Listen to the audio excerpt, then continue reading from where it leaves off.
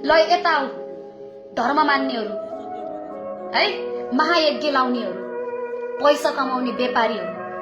आजको न्यूज हेर्यो कान्तिपुरले छटपष्टै पारेको छ पुरा सोशल मिडियामा भाइरल छ हेर्यो सिराहामा एउटा दलितको घर भत्काइएको छ उनीहरूलाई लात हानिएको छ दलित भएकै कारण महायज्ञ लाउनलाई है श्री विष्णु महायज्ञ लाउनको लागि दलितको घरलाई फालिदिएको छ त्यति मात्रै कहाँ हो र त्यो दलितको घरले त्यो ठाउँलाई अछुत बनायो भनेर त्यो महायज्ञ लगाउने बाबाले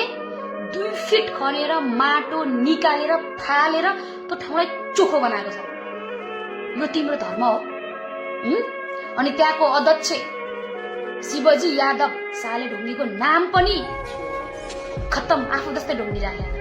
शिवजी यादवले निकालेको छ उसलाई त्यो ठाउँबाट अध्यक्ष भएर